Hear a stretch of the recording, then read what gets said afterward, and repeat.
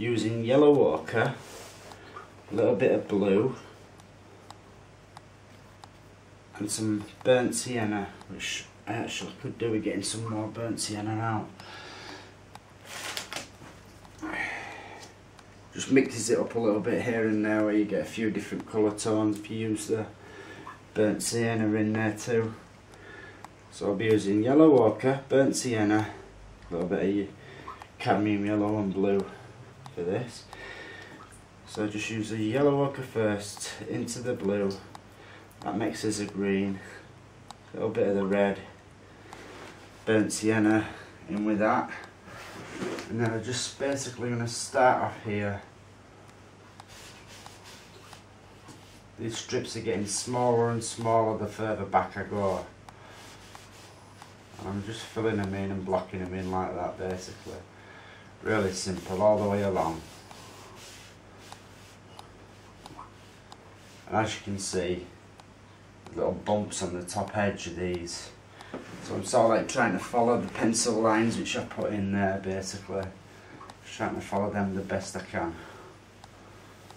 So probably best off going back to my filbert brush for this now. Use my filbert. There.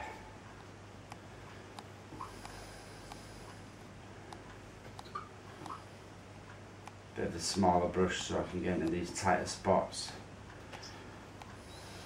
You can always put a bit of thinner with it if you like, but I'm not too fussed because I'm going to have to paint back over again anyway.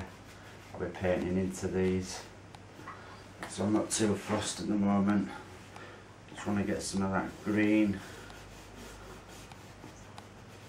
in there. I used to love it when they were cutting meadows in summertime.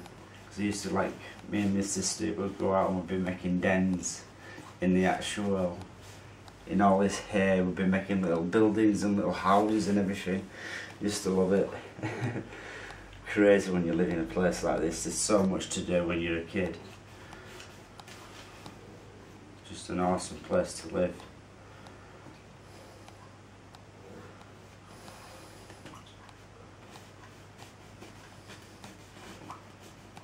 Getting tighter and tighter as I'm going basically, is this. The more I do with it, the smaller they get in as they go back. So I'll probably end up using a different brush to this even, smaller brush. But for now this is just fine. Some more yellow ochre into that. A little bit of cadmium yellow now and again as well. Just to mix it up. Bit of the burnt sienna like I put in there. Bit of burnt sienna in with this as well, which I put in. There.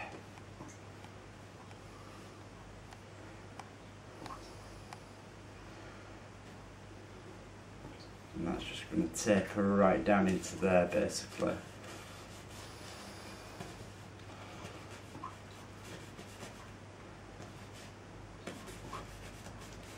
Time consuming, but you just got to be patient with it. It's worth it for the end result. Yeah, getting really small now towards this side, so you can only just see it. And it needs to follow this edge, this line all the way along. Reload, get a fresh load of paint. If you keep hearing like dripping, it's because I've got a leak in my flat and I've got 2 buckets catching it, so I have to ring the landlord today.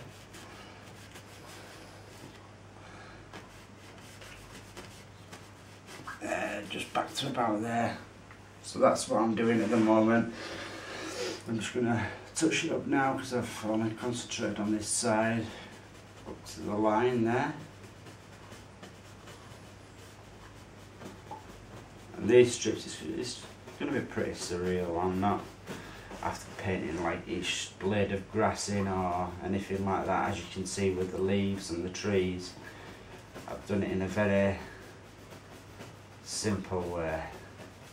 It's effective. Simple but effective. Right.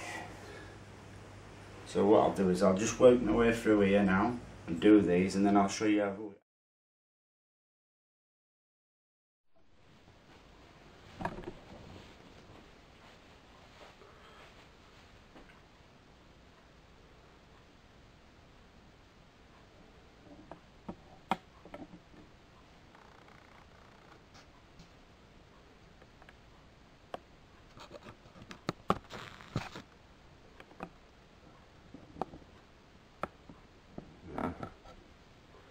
Just try to get the colours.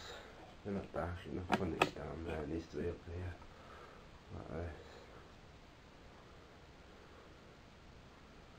Well, it's not blurred yet.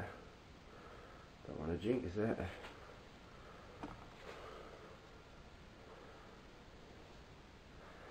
Let me just take it off there.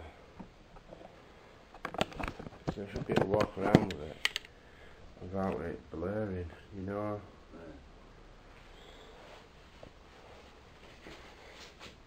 Just try them off there.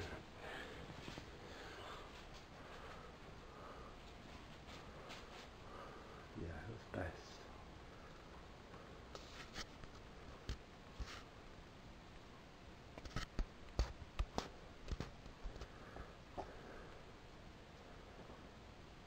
Yeah, I'm happy with that.